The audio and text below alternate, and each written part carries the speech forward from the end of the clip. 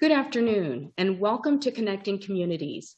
Today's webinar is Innovative Models to Create a More Equitable Lending Landscape for Underserved Entrepreneurs. On slide 2, I would now like to take the time to introduce our speakers for today. Beth Bafford, Vice President of Syndications and Strategy, Calvert Impact Capital. Tareem Campton, Treasurer at Microsoft. Luz Urrutia, CEO, Acción Opportunity Fund. Rocio Sanchez Moyano, Senior Researcher at the Federal Reserve Bank of San Francisco. And I'm Matushka Lindo-Briggs, Director of Special Projects and Strategic Support for the Community Development Department at the Federal Reserve Bank of St. Louis, and I will serve as your moderator for our session today. Let's move to slide 3, where we can take care of a few housekeeping items before we get started. For the best webinar experience, we recommend you use the web stream to consume this live video event through your computer speakers. If you have technical issues, you are welcome to dial into the phone number posted on the player page, but the video will not sync perfectly with the phone audio.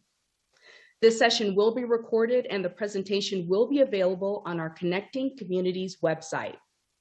Also, in connection with this session, you can find a variety of additional resources available at www.fedcommunities.org. We will be taking audience questions during the event, and we'd love to hear from you. So to submit a question, use the Ask Question button located on the webinar player page, or you can email us at communities@stls.frb.org. As we move to slide 4, I need to go over our legal notice and disclaimer, since this is a Fed webinar, which is that the opinions and statements expressed in this presentation are those of the speakers and are intended only for informational purposes. They do not reflect official positions of the Federal Reserve Bank of St. Louis or the Board of Governors of the Federal Reserve System. And finally, our mission on slide 5. The mission of the Federal Reserve's community development function is to promote economic growth and financial stability for low to moderate income individuals and communities. You can look at the map to see where your community development team is located. Our work is done through a range of activities, from conducting research and identifying emerging issues to developing resources and sharing ideas, as well as fostering collaboration and building partnerships. I would now like to turn the presentation over to Rocio Sanchez Moyano, our facilitator for the afternoon from the Federal Reserve Bank of San Francisco. Rocio, the floor is yours. Thanks, Matushka. The pandemic exposed deep structural inequalities in America's financial system. When COVID-19 hit the US, it became clear that millions of Americans and small businesses were disconnected from our banking system. Congress and the Small Business Administration launched the Paycheck Protection Program, which was intended to staunch the bleeding of America's small businesses. But early research and reporting indicated that PPP wasn't reaching many of the smallest small businesses, and those owned by women, low-income people, and people of color often struggled to receive funding. The public and private sectors collaborated in a number of states to set up funds to provide responsible and affordable credit to these small businesses through community development financial institutions, or CDFIs. I have with me today 3 experts who have been working on these new models to provide small business owners, particularly those that are underserved by traditional financial institutions, with capital to survive and grow. I'd like to ask Luz, Beth, and Tareem to join me on screen. I'd also like to remind you that we are reserving time at the end for Q&A, so please submit questions as we go along. Luz, I'd like to start with you. As the pandemic hit last year, what happened with small business lending? So thank you so much, Rocio, and thank you very much for putting this great event together. So to put just a little bit of context, before COVID-19, small businesses, especially those owned by people of color and women, were already facing significant challenges when they were trying to access responsible capital. And at the time, most small businesses were already operating with an average of 15 days of cash reserves. So when COVID hit and the world began to shut down, it was clear that along with the health crisis, we were also facing an unprecedented economic crisis, and that small businesses in particular were going to be devastated. In response, As you mentioned, the federal government moved to create the Paycheck Protection Program with great intentions to help small businesses stay afloat and keep their employees on a paycheck. And the intention was good, but unfortunately the rollout fell short. And because the reason was because to disperse PPP loans, you had to go through the Small Business Administration that relied on traditional lenders. And on the first round of PPP, non-traditional lenders like CDFIs, MDIs, and some fintechs, we were not allowed to get a foot in the door. And so it was in the second part that this happened. Also, what happened is that the loan forgiveness rules were also very unclear. And the result was that larger banks focused mostly on their customers. Big businesses received over half of the PPP loans, while many small businesses were left out entirely. This problem was really pronounced, unfortunately, for entrepreneurs of color, women, immigrants, and those of low to moderate income, because their businesses are largely unbanked and underbanked. And we know that those challenges, they face lots of challenges trying to access PPP through banks and fintechs. For instance, only 5% of businesses that receive PPP loans were women-owned. And a survey that was conducted by Color of Change found that only 12% of Black and Latinx-owned businesses were successful in receiving the funding that they had asked for. And then there was a secret shopper study that was conducted by the National Community Reinvestment Coalition that found a bias in favor of white borrowers at banks. And so meanwhile, without access to PPP on the first round, CDFIs and MDIs were challenged in being able to get the resources and the capital that we needed to support customers. But once we were approved, then we were able to offer PPP loans, and we saw how CDFIs, MDIs went to work and how much volume they generated when they got the resources. The other thing that happened during this time is that local governments and states also launched a number of grant programs, which were very beneficial for the short term to help businesses stabilize and replace some of the revenue that they had lost. But these grant programs like PPP are all well-intended, and they brought stability and kept employees on the payroll, but it was for a period of time. They're not there to be long-term for sustainability, and they were not sufficient to allow for small businesses to rebuild. So, in some respects, the flawed rollout of the PPP program put CDFIs and MDIs really in the spotlight and made people get more creative. And you're going to hear Beth talk later about what that creativity did to bring resources to the market, to CDFIs and other organizations to rebuild over the long term. Thanks, Luz. But before turning to Beth, I want to turn to you, Tareem. How are you responding to the pandemic from a giving and investing perspective? Great. Hey, thank you for having me here. Nice to have. Sorry. So let me go ahead and start. So our CEO, Satya Nadella, outlined in March 2020 that Microsoft adopt a first responder mindset across the company in response to the COVID-19 pandemic. As a result, we work with many individuals and organizations on the front lines to help soften the impact. And some of the examples include providing the necessary infrastructure using technology to support critical industries during the pandemic, including healthcare. As of December 2020, Microsoft provided more than $98 million of assistance to nonprofits in Washington State, including $67 million of cash and $31 million of technology. More than 1,300 Microsoft employees helped the city of Seattle run mass vaccination sites. And we mobilized resources to help COVID-19 response in India and became a founding member of the Global Task Force on Pandemic Response. This is a public-private partnership with the U.S. Chamber of Commerce and the Business Roundtable to provide India with critical medical supplies, oxygen, and life-saving assistance. The effort began in India and is designed to become a vehicle for support in other regions devastated by COVID-19.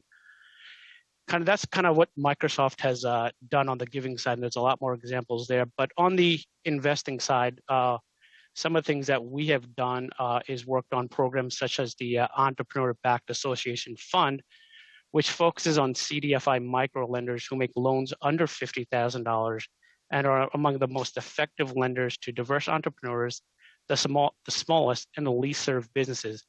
75% of these loans are made to entrepreneurs of color, and 75% of these loans are to low to moderate income census tracts. What EBA does is that it buys the loans held by the CDFIs, which creates additional capacity on the CDFI balance sheets and allows the CDFI then to make more loans at an increasing velocity. The entire model is intended to increase the velocity of funds by 3 to 5x with a potential of 10x increase in capital to these communities. And then the other one I wanted to mention is that we also worked to create the Clear Vision Fund in partnership with Siebert Williams Shank. This was created to mitigate the lack of capital that minority-owned businesses often encounter, with the hopes of creating successful businesses that can proactively affect these communities in which they operate. These are just a few examples, and as we go through the conversation, we could highlight some more things that we've been doing to support these communities. Thanks. And now I'll turn to you, Beth. So what solutions began emerging to deal with the need for lending at state and local levels? We started to hear from Tareem how his organization was responding, but I know there's a lot more happening. Yeah, absolutely. And thanks so much for having us today. It's great to be on this panel with all of you. So just as a little bit of background, Calvert Impact Capital is a nonprofit investment firm that's been around for about 30 years, supporting local intermediaries across the country and across the world so that they have the tools they need to be responsive to their communities. And so from our spot, we have been lending to CDFIs and small business lending CDFIs for our whole history. And we know the amazing power of their role in their communities, their flexibility, their ability to work hand in hand with small business owners to provide not just access to the right financial resources, but access to assistance and support and networks that they otherwise lack. And so when the pandemic hit, we knew right away that CDFIs were going to be the first, what we call the economic first responders. We've seen them do that after Katrina, after 9/11, after Hurricane Harvey, after Sandy, like all the wildfires. We see CDFIs step up again and again to fight for their communities. And so we knew that they were going to play a really proactive role, but we had never seen something at this scale and breadth and need to scale almost overnight to support the immense need that Lou's mentioned.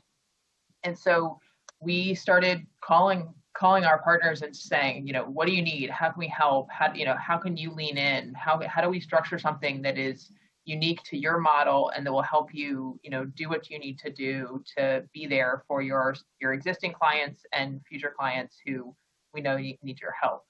And so we developed this program model that we have called the kind of the community recovery vehicle that really has 3 legs of the stool. One is a capital solution. So it's an off-balance sheet loan purchase facility. So we blend capital from public, private, and philanthropic investors and purchase 95% of every loan that the CDFIs originate so that they have access to low-cost liquidity and can do a lot greater volume of lending. The second piece is a supportive technical assistance ecosystem. So trying to make sure that they have the partners and support that they need. We know CDFIs provide direct PA to almost every borrower they touch, but there's also a need for to support businesses where they don't have sufficient capacity to help. And so wanting to make sure there was a supportive ecosystem around them. And then the third piece was technology, lead generation.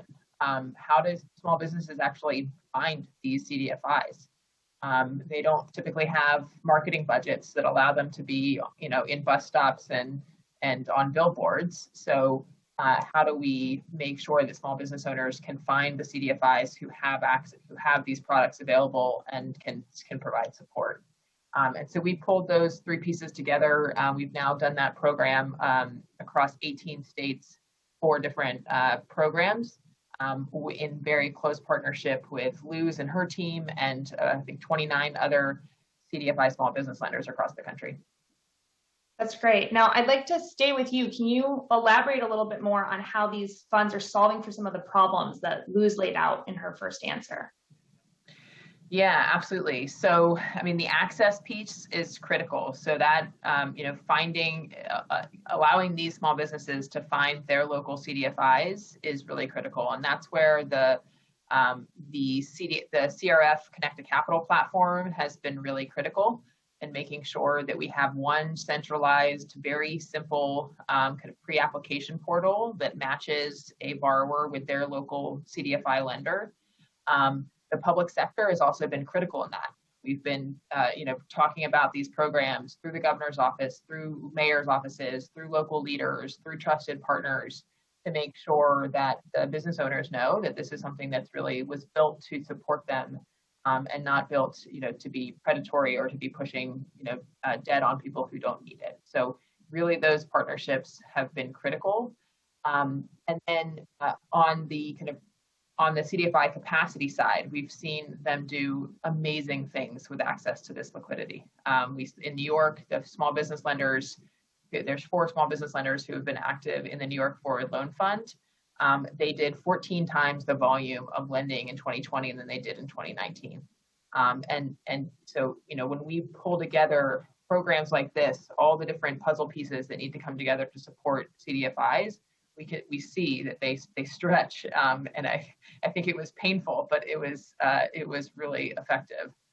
And then we're serving the businesses who we hope to serve. I think that's a testament to both the CDFIs and their brands, their work, their support. But over 90% of the businesses we've provided loans to have been under $1 million in revenue and less than 10 employees. Nearly 70% of the businesses have been owned by women and people of color, and that's across programs.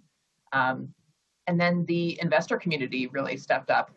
We've gotten, $335 million of commitments from everybody from our friends at Microsoft to state and local governments to philanthropies, family offices, banks.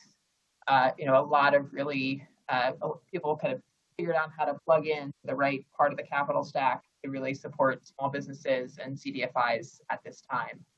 But I think most importantly, to address some of the challenges, the structural challenges that Luz mentioned, we're really trying to exercise a new muscle and adopt lessons from the broader markets on how to scale effectively without losing the integrity of what CDFIs do on the ground. And that's really been the big balance that we've tried to strike.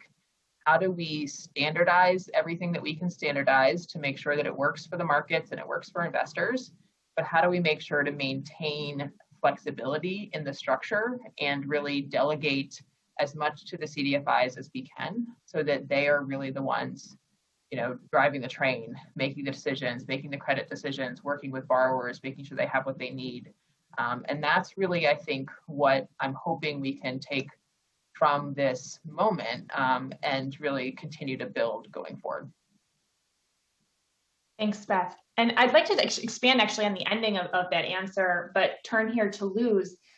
How are these funds helping CDFIs reach those underserved small businesses, which has always been your bread and butter, but also how are they supporting the CDFIs in reaching these businesses in ways that we didn't see in some of the earlier or other programs? Sure. So, well, first, I want to say, Beth is incredibly humble about all this, but we are extremely pleased with the initial results of these programs. We've been participating in the California Rebuilding Fund and then the Southern Opportunity and Resilience Fund that's launched in 15 states in the South and Southeast. And very grateful for the incredible work that Calvert has done, and Beth and CRF and Lisk, who's running SPVs for some of the funds, Kiva in California, and the rest of the CDFIs, all of which have come together with one common vision. It was to help small businesses access the resources that they needed so that they can rebuild over the long term. And that, is a very worthwhile cause. The programs that Beth mentioned really leverage the existing infrastructure of CDFIs, which, we have deep ties in our communities and most in need. And we were then able to deploy that capital, right? They gave the CDFIs, the structure gave the CDFIs a customer acquisition platform, which Beth mentioned. We don't have significant budgets as nonprofit CDFI, so we can't market directly to small businesses, direct mail or billboards or TV. So that was incredibly effective and efficient for us to access customers in that holistic way. The other piece was the low cost capital, the ability to access capital and to have this structure as a special purpose vehicle where we are originating the loans. And then in California, we're selling 90%, and so we're selling 95%. So we're transferring that loan and the risk to an SPV, and we continue to service the loan. So we continue to maintain the relationship with the customer.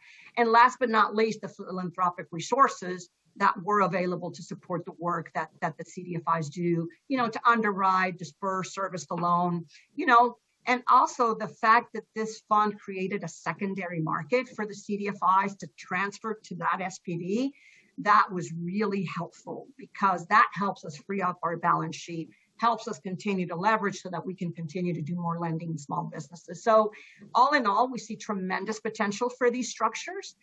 We think that it's a way to scale lending for small businesses and basically to change the landscape of how small businesses can access effective and affordable capital. Thanks. And I mean, an important component of this is the investor involvement in helping create these secondary purpose vehicles. And so, Tareem, I want to turn back to you. What's driving the interest in CDFIs and in small business lending from within corporate treasury teams? And how does these programs help you meet your commitments and goals? Sure. Microsoft's been investing and supporting CDFIs and small businesses for over 15 years. And the majority of our activity historically was through deposits and transactional capital markets activity. In 2020, we increased the size and the scope of our programs to address racial equity and to help support small businesses in the face of COVID. And this allowed us to have more tools to have greater impact. And as a result, we were able to kind of do different things that we weren't able to do previously, such as invest in the Southern Opportunity and Resilience Fund, which is a program created by a diverse group of community lenders aimed to help small businesses and nonprofits recover and rebuild from the COVID-19 pandemic. With a targeted geographic focus, as Luz mentioned earlier, of 15 southern and southeastern states that represent greater than 50% of the U.S. Black African American population. So far, as part of this fund, 57% of the loans funded through SOAR have gone to Black African American owned businesses, and more than half of those have been to Black women and owned businesses. So for us, it's a very powerful vehicle that really allows us to get capital where we want it to go and have greater impact that we want it to have, and really supports our overall broader corporate initiatives. Thanks. I want to start looking forward now. So how do we think about sustaining these programs and using these programs into the future? And I'll start with you, Beth. Where are there opportunities to expand these partnerships to new locations? Yeah, absolutely. I mean, I think what is really exciting is that the crisis really led to the CDFIs stepping up, accessing new resources from private and philanthropic players, from the federal government, from the CDFI fund, and that has caused everybody to really to realize what they can do and what they themselves can do. And we've seen that a lot of CDFI leadership is saying, okay, we did this enormous amount of lending and we served an enormous amount of businesses the last 18 months. We don't want to go back. We don't want 2022 to look like 2019. We want to continue this growth. We want to continue pushing forward. And so we know that that there's to do that at a national scale requires a significant amount of subsidy if we are kind of simultaneously trying to scale the market and convince investors, the more kind of institutional investors, that these are assets that are worth investing in, that these are really quality assets. But to do that, we know we need a level of subsidy in these structures. And so we were really excited when the American Rescue Plan passed with the inclusion of the State Small Business Credit Initiative, which is a kind of the second iteration of a program that was administered under the Obama administration and now was reauthorized with significant more resources to really support creativity in small business lending, small business access to credit, venture programs across states. And so we are really looking both to that and to the leadership of state and local governments across the country to understand how we can plug their resources in with these models or models like them to continue pushing forward and making sure that CDFIs have the resources to continue doing this kind of lending. And so we are currently in that process trying to kind of structure the right products, the right partnerships, the right opportunities for states to plug in to programs like this, for CDFIs to get the direct support that they need to increase capacity, increase investments in people and technology and systems and support, and making sure that all those puzzle pieces are coming together so that we can do this nationally, which is really what is our goal. Now, I want to dig a little deeper on that, and Beth, this can go to you or it can go to any of the three of you. As we think about how to use the state small business credit initiative, how can states use it to support these kinds of efforts, or what opportunities are there for states to work together or in collaboration with other partners to leverage these dollars for greater impact?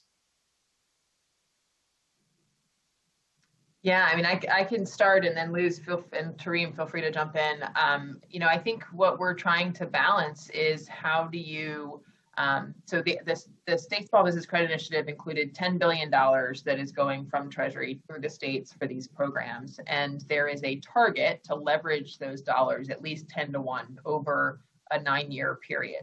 That's an enormous amount of private capital coming in to this ecosystem that was not there before. And so to do that, we know that it requires kind of the really boring financial plumbing that it takes to get, a dollar from a pension fund or someone's retirement account into the hands of a small business owner, in Washington, D.C. or Atlanta, Georgia. And so we are trying to really work with our CDFI partners to figure out all of the pieces that need to come together to create that financial plumbing to get those dollars moving quickly and at scale, but really leveraging their infrastructure, leveraging their strengths, and making sure that liquidity piece is paired with those other pieces of the puzzle, the direct support to the CDFIs for capacity, the kind of revenue streams and kind of earn revenue models that work for them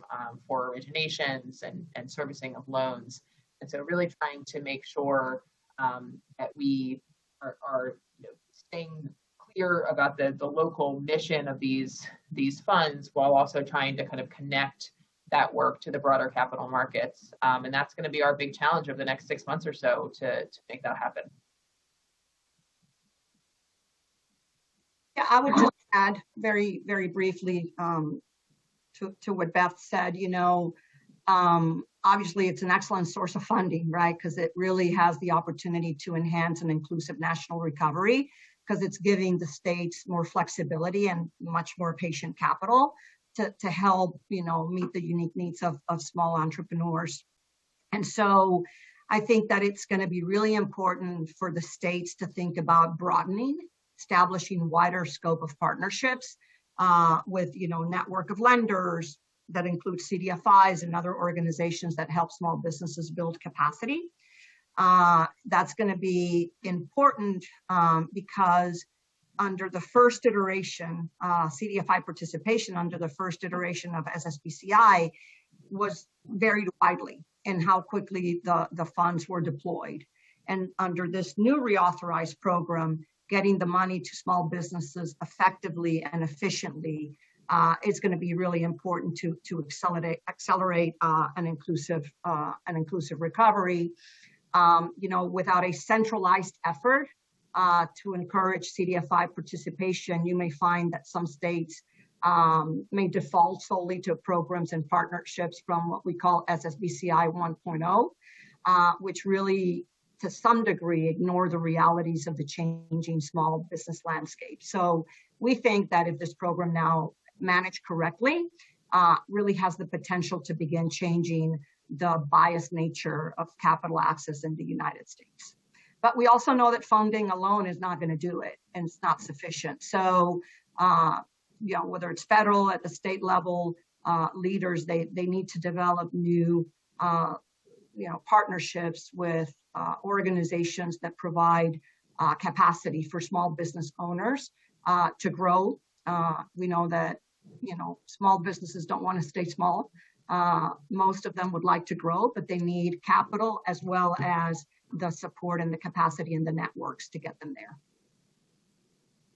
Great, thank you. And Luz, I want to stay with you because I think that another part of thinking through the future is how do we scale and sustain these programs? How do we make sure that they're sustainable for you as a lender as well and all the participating CDFIs? Sure. So, obviously there's a lot of critical participants in this ecosystem, in particular in these funds, and Beth, we've talked about those. But, CDFIs are key, right, in these programs. So ensuring that we have the resources that we need, as we've talked about, patient capital, equity, we call philanthropy, to invest in building capacity, acquiring customers effectively and efficiently, and able to have a structure that we can mitigate risk, are all critical elements to support entrepreneurs and scale lending for and other products. As CDFIs, we're able to offer very flexible products. And those products generally reflect the needs of the local markets. We know that not all businesses are created equal and not all markets are created equal. But the lack of standardization, which Beth talked about, really limits our ability to scale by accessing more traditional market mechanisms like securitizations and active secondary market. And unlike traditional banks, CDFIs mostly use our balance sheet to fund our portfolio. And so we need to access equity and net assets by raising philanthropy in order to be able to keep those loans on the books. And part of the reason is because when we borrow from banks, CDFIs borrow from banks under the Community Reinvestment Act, loan covenants require us to maintain what's called a 20% net asset ratio. That means that for every dollar that we borrow, we need to have 20 cents in equity or in net assets. And the only way we can generate those net assets is either by raising philanthropy or generating, earned surpluses. And so this combination and those limitations, I say, makes it very difficult for CDFIs to build up their loan capital, particularly during times when lending is increasing and there's a lot of demand. And so designing these programs in collaboration with all of the members of the ecosystem, talking to the CDFIs, the investors, the philanthropists, the local state governments, is essential to ensure that they are sustainable for the long term. And when we engage with CDFIs, and take time to understand their needs and those of their customers, then we can maintain, a responsive, market-based, holistic approach. And then we can turn to communicate those needs to other participants to come into the fold. And everybody then has the opportunity to understand why certain things need to happen, right? Why does the CDFI need philanthropy? Why do we need cost of capital that is reliable and lower cost? What is the sustainability of the model? I think, generally these market structures need to allow to do CDFIs what we do best. And CDFIs, we are experts providing hands-on support, access to affordable capital and financial products and business advising. And to scale this in a sustainable way, we need to preserve the good parts of our model, and we need to continue to invest in things like technology and data analytics so that we can, scale the business and do it more effectively and more efficiently. And now more than ever, it's really important that CDFIs have all of those resources that we need to support the rebuilding of Main Street in America. And just to put a finer point on that, because Luz also is often modest, the work, the kind of subsidy that is required to support the CDFI business model is for the purpose of supporting the small business, right? So that the cost of making, I think Axion Opportunity Fund, the average loan size in the California Rebuilding Fund is probably somewhere around $30,000, $30,000 or $40,000, right? Yeah. The cost of making that loan, including both the cost of underwriting it and making that loan, and the additional support services that they provide, the time and energy that they spend with their small business owners, would require them to charge an interest rate on that loan that would be prohibitive or usurious. And so it is really the subsidy is plugged in to allow them to do that high touch relationship-based lending model in a way that is still providing an affordable and flexible product to the small business owner. And that creates spillover effects that are good for all of us. They're good for the public sector in terms of supporting the tax base. The small businesses create jobs and income, wealth building opportunities. And so it's really, this is why I get so excited about the federal government really recognizing and stepping up in both supporting CDFIs and supporting small business programs right now. It's because it really is a public good. The work that they are doing is a public good and needs to be supported as such. And if we do that in a way that is sustained and really focused on long-term resiliency, I think we are going to see a much more robust, well-functioning, vibrant small business economy, which is going to address so many of the challenges that we're seeing in our economy today. That's great. Thank you. And I just want to close out our pre-prepared questions with Tareem and thinking about what is it about collaboratives of CDFIs like SOAR that's an important mechanism to encourage participation from corporations or other institutional investors? And sure. Become perspective. Sure. They provide the opportunity for corporates to direct their dollars to the communities that need it most in a single concerted effort. The aggregation of the resources that these funds and collaboratives can gather make it much easier for corporates and other institutions to invest in communities that need it. These funds also provide simplification for investors, and for corporates who are under-resourced, it's a really easy way to get a bang for your buck effectively. So really the simplification, the collaboration, it helps drive the scale, which can really help attract more investors into this space. All right, thanks. With that, I want to thank my three experts here for joining me and for this thoughtful discussion. And I want to turn it back to Matushka to lead our Q&A. Thanks, Rocio.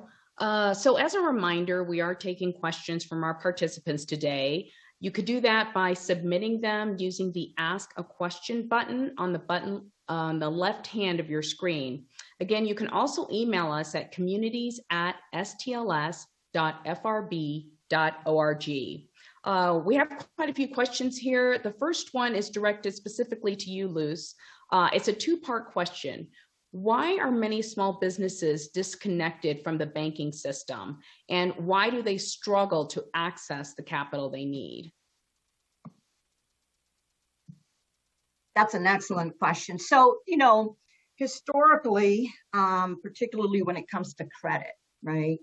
A lot of the small businesses that we serve, the CDFI serves, they don't have standard traditional documentation.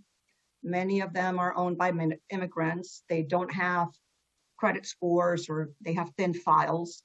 Their loan sizes, the requirement for loan sizes are much smaller than what a traditional bank is used to, working with.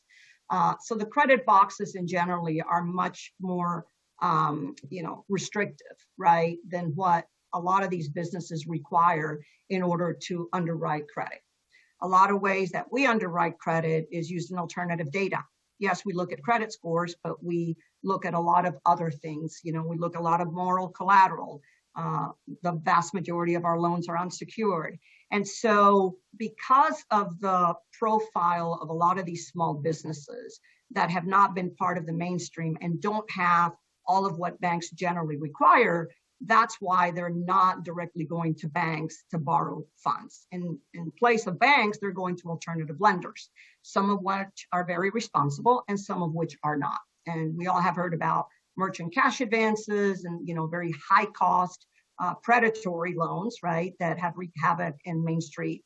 And so part of the challenge is that a lot of large banks and many banks just don't have the capacity and the ability to underwrite because of the way they've set up their credit structure, and the profile of the businesses don't meet that credit box. What was the second part of your question? It was, why do they struggle to access the capital they need? Yeah, so, they're small in size. There's a lot of startup businesses. Banks generally have a requirement that, to get a loan, you have to be in business for at least 3 years. You have a lot of businesses that are startups or have been in business less than 3 years. They don't have traditional documentation. They don't have credit. So these are all limitations why small businesses do not generally access their credit from financial institutions and go to other organizations. CDFIs are really well positioned to serve them, as we've heard. Unfortunately, a lot of small businesses do not know about CDFIs. And I think we saw that, in the last 18 months when every webinar, every seminar, every time we reached out, it was like, where have you all been? The other piece is that credit is important, but I mentioned technical assistance, business advising, and coaching is also very important. And so generally, a lot of banks don't combine the two. And that's part of another way to get to, a business and get them through the journey to the point that they can borrow money. So the next question is to both Beth and Luz. And Beth, we can start with you on this one. Can you both provide some insight into whether the loss of investment income from selling loans in the secondary market has impacted their ability to generate a sustainable profit on the loan origination? On the loan origination. Great question, and one we've talked to a lot of our CDFI partners about. So it is a different revenue model for the CDFIs.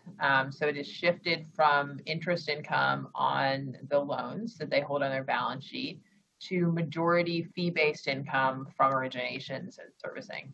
And so that is a shift. It's a mindset shift, system shift, it's an accounting shift. But what we see is that it allows the CDFIs to use their capital more efficiently, and it allows them to earn revenue that is not encumbering their balance sheet, and this also doesn't come with the loan loss expense that has to be held against every loan that they're holding.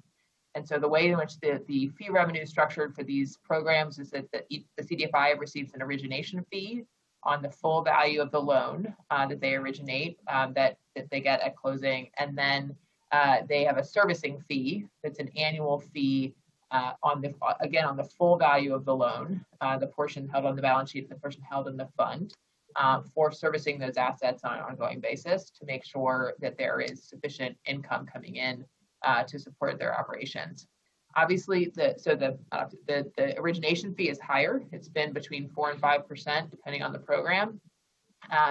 And so it relies on certainty of originations in future years. And so it's really why we're trying to keep these programs to be stable in the markets, why we're excited that SSBCI is a 9-year program, because it really allows us to think about how do you keep these programs in the market? How do you create the certainty of that liquidity and that secondary market vehicle over a long period of time, so the CDFIs can actually budget, understanding that they're going to be able to do a certain amount of volume and be able to earn a certain amount of revenue from that origination fee, over a longer period of time than just kind of a blip from during the COVID period. Luz? Yeah, I agree everything that Beth said. Just to add, as a mission-driven organization, which all CDFIs are, right, we are about being able to put as much capital into communities of need as we possibly can. And so we have to be sustainable. That's the only way that we can continue to access capital and have the kind of scale and impact that we need to have. But our focus is, are we covering the cost? Right, which is what Beth is talking about with the origination fee, and then getting those loans on the books and off the books and continuing to serve those customers and new ones coming along. That is our number one priority. How can we deliver much more capital with a structure like this than we could deliver if we have to hold those balance sheets on our books, those loans on our books? Right. So I think we've kind of been discussing this and covering this in this next question, but I think he's being a little bit more direct. What are the biggest challenges in growing the network of lenders, and what needs to be done to streamline or increase the efficiency of making and administering these small loans? And this is open to anyone. I mean, I would turn it over to Lou. No one has mastered this like Luz and her team have. So I would, she could teach a master class in how to balance integrity with technology and efficiency. So I would turn it over to you, Luz, and talk a little bit about how you guys have thought about that over the last 18 years. I mean, 18 months and many years before that. Sure. So, it is a tough balance, right? Because, we've been talking about how CDFI's focused is on a high touch customer relationship and one-on-one relationship approach.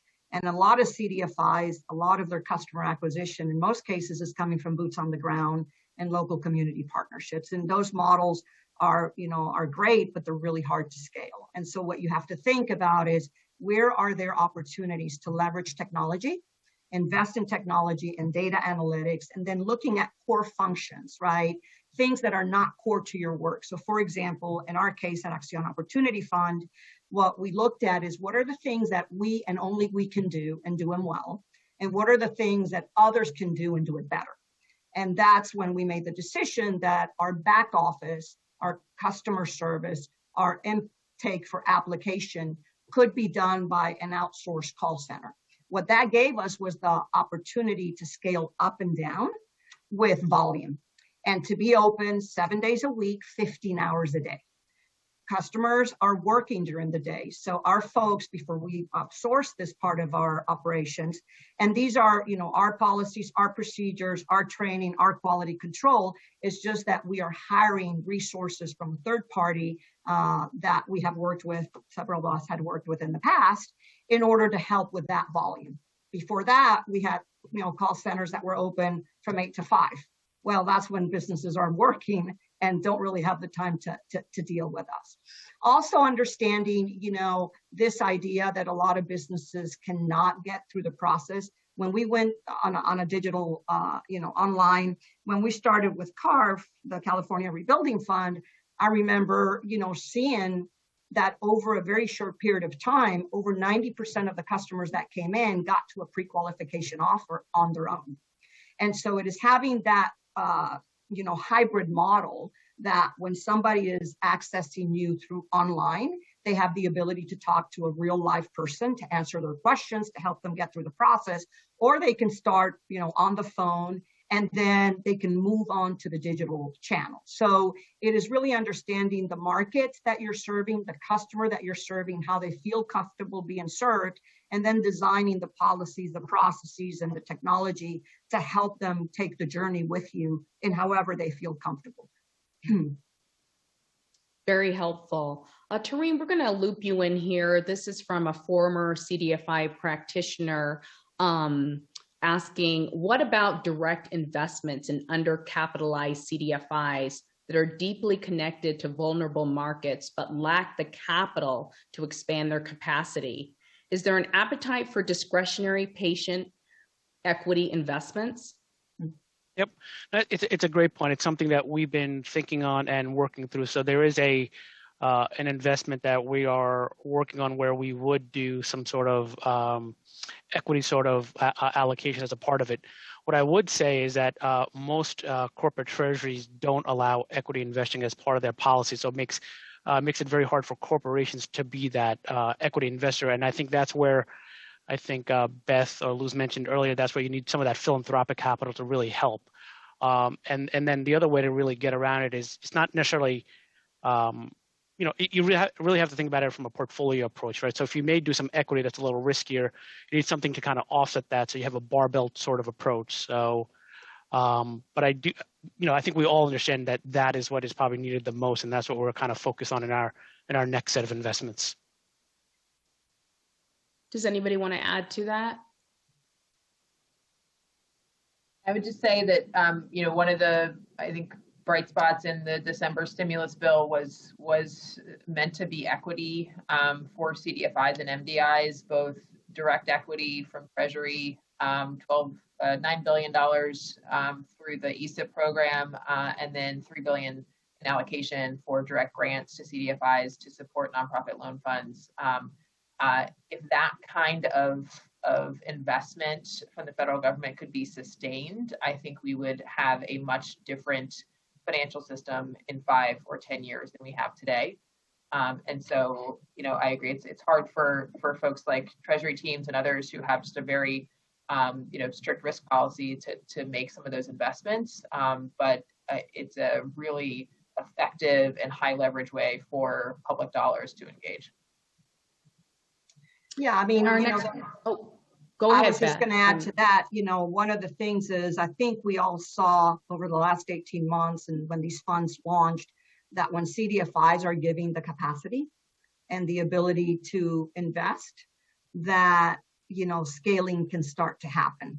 And so I think that what Beth just said is really important, that provided that this kind of investment can continue to flow to CDFIs, the investments in technology and the tools and resources that CDFIs need in order to become more automated and more scalable, that could happen. And it could really change the landscape of lending in the US. So in following up on that, the next question here is, how do you make private investors, financial institutions, comfortable to invest in this type of SVP entities? Beth? I mean, it is, I would say it's an art more than a science, but I have found in talking, I think we've now raised money from over 50 institutional investors for these programs. And I have found that everyone is pleasantly surprised by the performance of the assets and the strength of these CDFIs. They may be small and they may have, small balance sheets or limited volume previously, but as a sector, we have decades of data on the performance of these assets, and the approach that CDFIs take to lending, this high touch relationship-based lending, leads to really impressive repayment rates.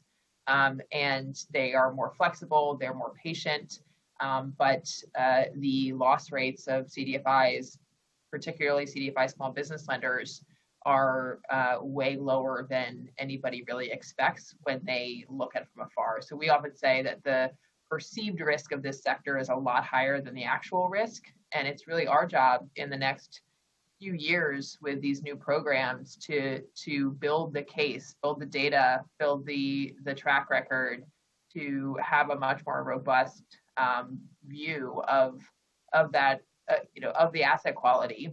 And I think once we have that more holistically across the country, we will see much greater interest from investors coming into this space. But we know that it takes a lot to kind of check their boxes, and so we're doing our best to build the case to do that and attract more investors coming in. And wouldn't you say that level? Can you repeat that, Luz? No, I was just going to say to Beth, wouldn't you say that also applies to the expected returns that banks require on their capital, right? As they see that, these are quality assets and that the performance is acceptable according to their guidelines, that then the returns that they're expecting on the portfolio also start to be rethought. Yeah, absolutely. I think once you understand kind of actual risk of these assets and performance, you can bring the cost of capital or the expected cost of capital down significantly. And I think we're starting to see that on the CDFI real estate side with the CDFIs who've gotten rated and done bond issuances and really driven down their cost of capital. And I think it's just a matter of time until we start seeing that on the small business side. All right, on several topics here, we have similar questions, so I'm trying to kind of group them together. So we've had a couple of questions about technical assistance. Can you talk about types of technical assistance available? Are any CDFIs or philanthropies funding subsidized or free access to accounting platforms for small BIPOC businesses that are not yet bankable? I'll start. I'll talk in general. I mean, technical assistance, business advising, coaching that's provided by CDFIs. really runs the gamut. So it's anything from how do you incorporate your business, how do you set up a business plan, how do you put together a budget, how do you start your financial statements, how do you file your taxes, how do you negotiate legal contracts, how do you pivot, how do you retain customers. So it's the gamut. And it really is on a case-by-case basis. I think CDFIs approach it in different ways. In our case, we have a pretty robust financial health programming. And so it's one through our free online resource library, where there's hundreds of articles and ways that businesses can get engaged to learn based on the need that they have. The other is through webinars, where we go and conduct webinars that a group of small business owners signs up depending on what their needs are. And then one-on-one coaching and mentoring. And again, it runs the gamut. We do, obviously, that is one of the areas, because we do all this for free. We do not charge the small business owner. That is an area where we do raise philanthropy to support that.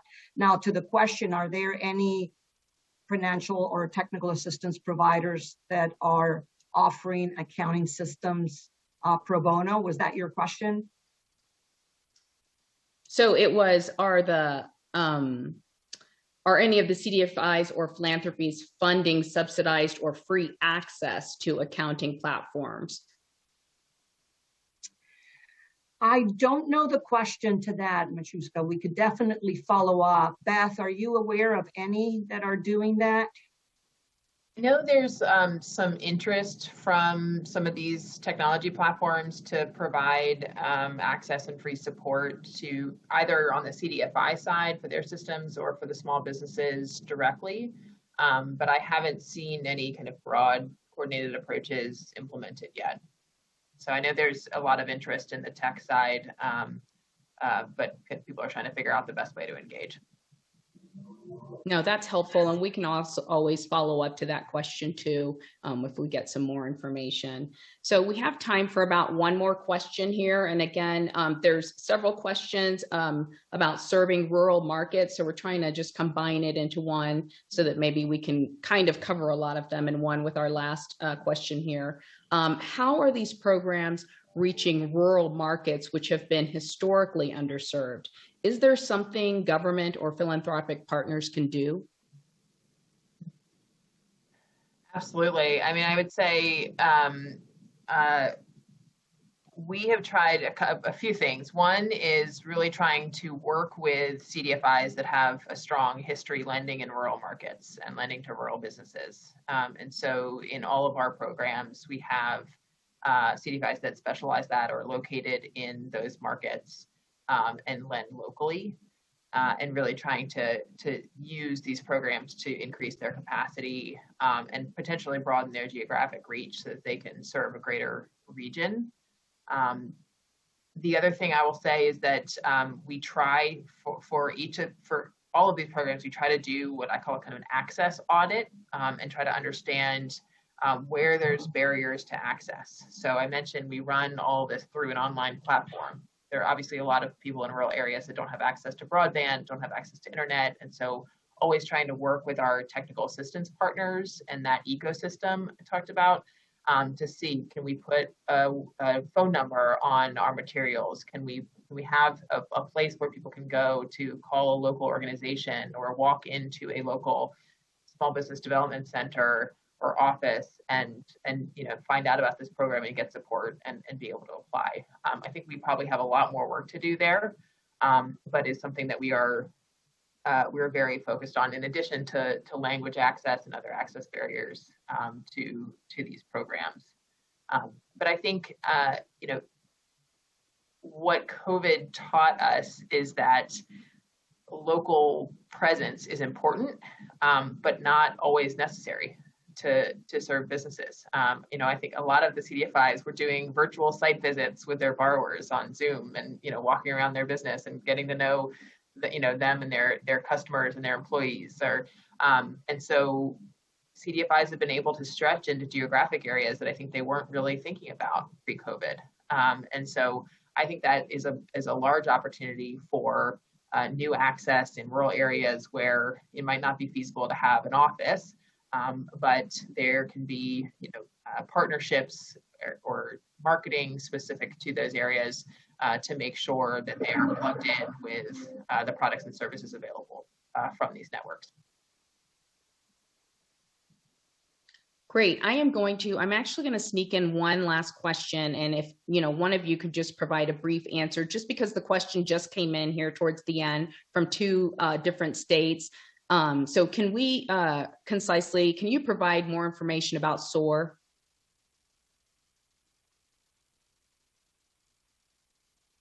Yeah, I didn't lose it. I don't know if you wanted to jump in. So absolutely, happy to follow up with anybody.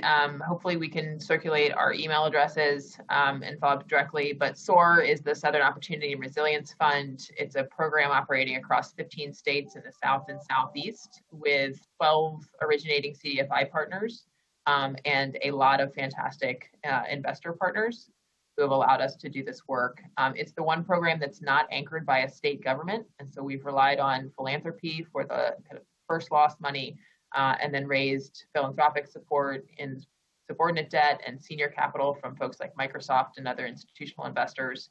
And like Tareen mentioned, it's an area of the country where there's chronic lack of access to credit, chronic structural barriers for small business owners, particularly small business owners owned by people of color, and the highest population of Black and African American business owners in the country. And so we're really excited by the results we've seen thus far and excited to grow it going forward.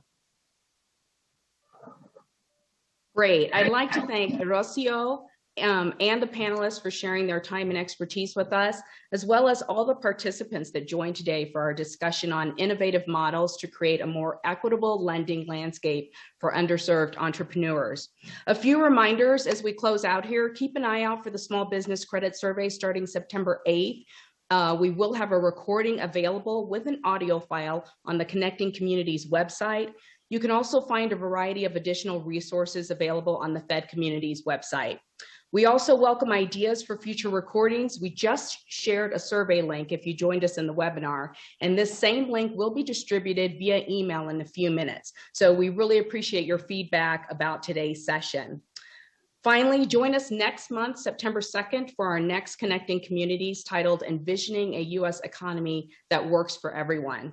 Thank you for joining us. This concludes today's Connecting Communities webinar. Enjoy the rest of your day.